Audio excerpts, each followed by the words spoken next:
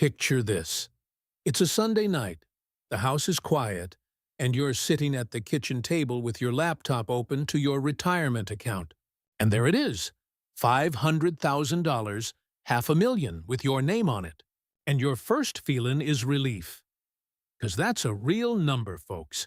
That ain't nothing. 20 years ago, that would have sounded like a fortune. But then, almost right away, this little voice creeps in and goes, "Is that actually enough?" And you start doing that math in your head, stretching that number across 30 years of living. And suddenly, it feels a whole lot smaller than it did a second ago. Same number, didn't change one penny. But it went from "I made it" to "Wait, did I?" in about 5 seconds flat. If that little whiplash feels familiar, then you're exactly who I made this for. I'm Earl, and 30 years I've watched how retirees actually live on their money. Not the spreadsheet version, the real one. And here's what I know. 500,000 ain't a verdict on your retirement. It ain't a yes, and it ain't a no. It's a starting point for your retirement.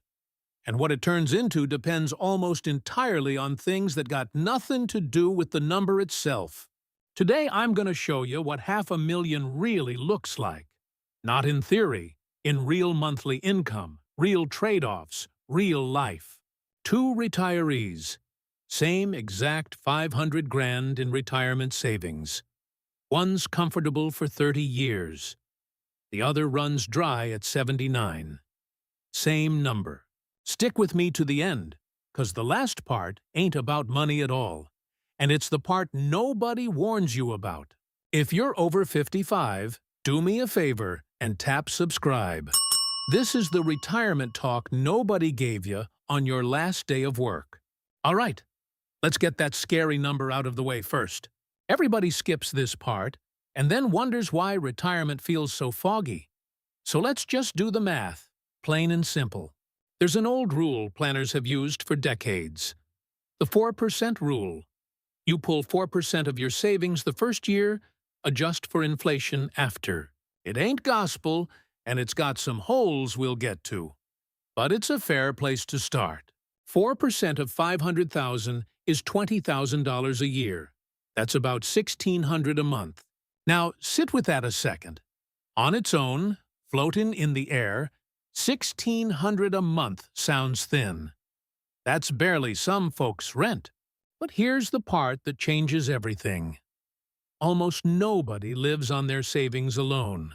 You've got Social Security sitting right there, too. For most retirees, that's another $1,800 to $2,500 a month. Stack them together, and now you're looking at somewhere around $3,500 to $5,000 a month coming in. That 500 grand ain't your whole retirement.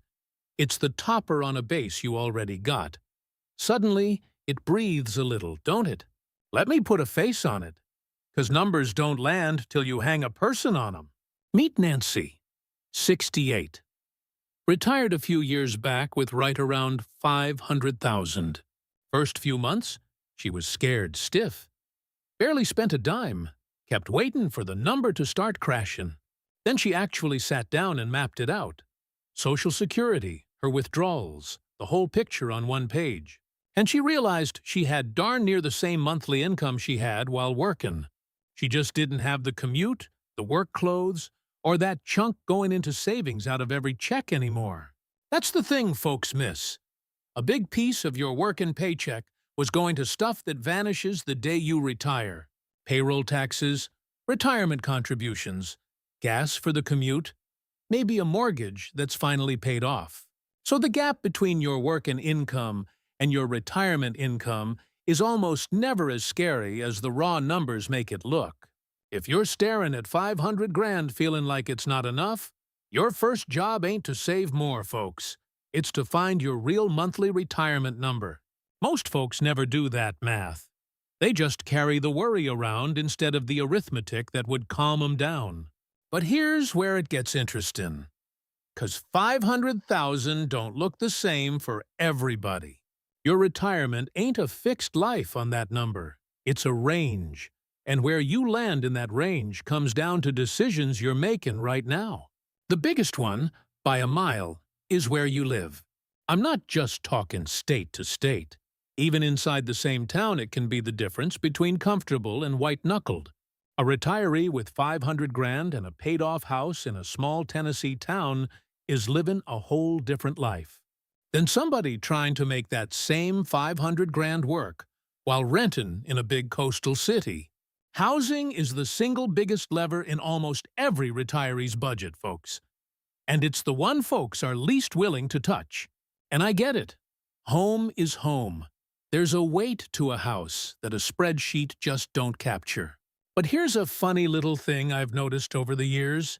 Folks will agonize for a month over spending an extra $40 on a nicer dinner out, and completely ignore that staying in a house that costs $600 a month more than they need is quietly draining the whole plan.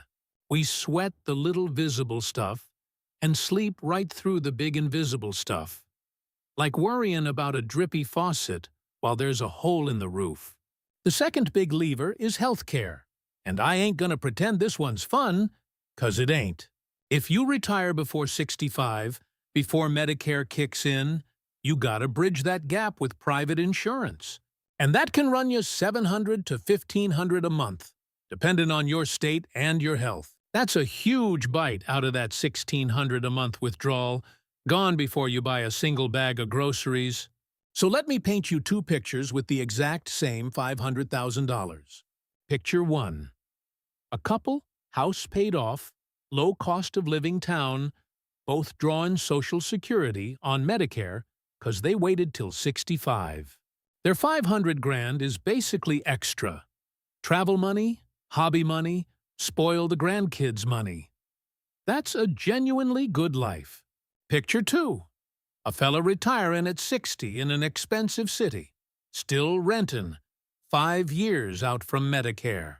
That same 500,000 is covering rent, private insurance, and daily living, with next to nothing left for the fun stuff.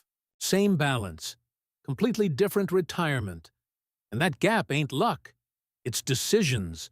Now I want you to meet the other fella, 'cause his name's Harold, and Harold's story is the one that keeps me up. Harold retired the same year as Nancy. Same 500,000, near enough to the dollar.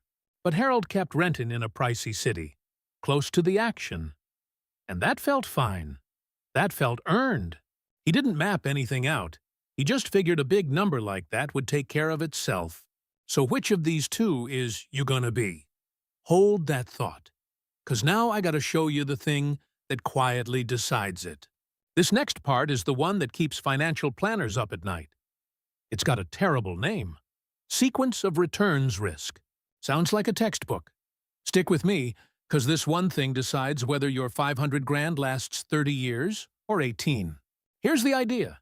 It ain't just the average return your money earns, it's the order those returns show up in. Picture 2 retirees. Both start with 500,000. Both average the exact same 7% over 20 years. The first one gets good years right out of the gate. The second one hits a nasty market crash in years 1 and 2. You'd think they'd end up close, since the average is the same. They don't. Not even a little. The one who got hit early ends up with a fraction of the money. Sometimes runs dry decades sooner. Why?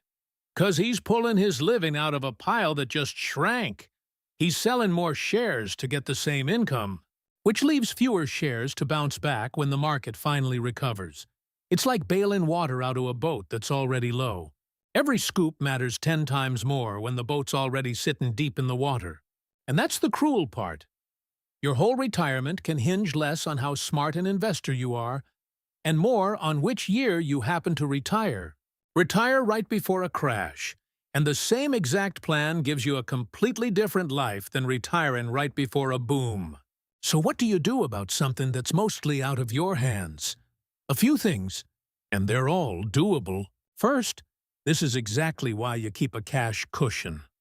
1 to 2 years of living expenses, sitting safe, not in the market. If the market drops right when you retire, You live off that cushion instead of selling shares at the bottom. You let the account heal. Second, this is why a little flexibility beats a rigid budget. Trim your fun money 10% in a bad year, and your odds jump way up. And third, the years right before and after you retire, some folks call it the retirement red zone, deserve more care than any other stretch of your life. That ain't the time to get greedy chasing returns you missed. That's the time to protect what you got. Nancy kept 2 years of cash set aside. When a rough market came early, she barely felt it. She just sipped from the cushion and waited. Harold was fully invested, no cushion. A bad couple years hit right at the start, and he was selling shares at the worst possible time to pay his rent. Same 500,000. One boat rode the wave. The other took on water from day one. Now, can we be honest about something for a second? Let's vent a little, folks. Whoever decided health insurance before 65 should cost as much as a second mortgage owes us all an explanation. So tell me down in the comments, what's the one retirement expense that shocked you the most? The one nobody warned you about? Get it off your chest, then come on back, 'cause we gotta talk about the part no calculator can fix. All right. Last big piece. And honestly, it might be the most important one, even though it's got nothing to do with a spreadsheet. There's a thing that happens to near everybody who spends 40 years saving and then has to start spending it down. Researchers got a fancy name for it, but I just call it the flip. For 40 years, every instinct you had was build it up. Save, add, contribute. Watch the number climb. That felt like safety. Then retirement walks in and says, all right, now do the exact opposite. Watch that number go down, on purpose, every single month, for the rest of your life. And even when the math says you're fine, there's something deep down, almost primal, that hates watching that number shrink. I've talked to folks with way more than 500 grand. People who are flat out fine, who still get a knot in their stomach every time they check the balance. 'Cause it's lower than last quarter. That ain't a math problem anymore. That's an identity problem. Their whole life, money meant a number going up. And nobody warned them about the whiplash of watching it come down. No calculator fixes that. You can have the perfect plan and still feel a low hum of dread every time you spend instead of save. And I think that's worth naming. 'Cause if nobody tells you it's normal, you might mistake that worry for a sign something's wrong with your plan. When really, it's just your brain getting used to a brand new way of living with money in retirement, folks. The folks who handle it best? They flip the story early. Instead of, my number's shrinking, they think, my money's finally doing the job I saved it for. That's a small shift, but it's a real one. You didn't save 500,000 so it could sit there looking pretty on a screen. You saved it so it could buy real mornings, real trips, real dinners with the people you love. Real retirement, folks. Spending it down ain't failure. It's the whole entire point. So let me bring Nancy and Harold home for you, 'cause their endings say it all.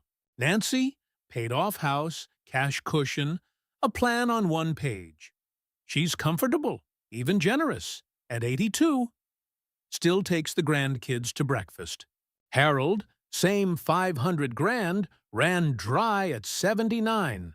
Not 'cause he was reckless, 'cause nobody ever showed him the levers. Same number, folks. Two completely different endings. And the gap wasn't luck, and it wasn't a bigger pile. It was a handful of retirement decisions. So here's what I want you to actually do this week. Don't go save more money. You might not even need to. Instead, get specific. Figure out your real monthly number once Social Security's stacked in. Get honest about where you'll really be living and how you'll bridge healthcare till Medicare. Build that cushion for the first few years and start practicing that mental flip now before retirement forces it on you.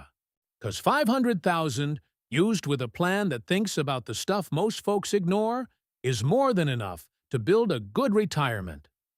Here's our word today. If you want my simple one-page retirement income worksheet, type the word range down in the comments. One word, range. And tell me this, just for fun, what's the one thing you're looking forward to spending your retirement money on the most? Build the plan, make peace with the flip, and your 500 grand will do exactly what you saved it to do. This is Earl. Take care of yourselves, folks.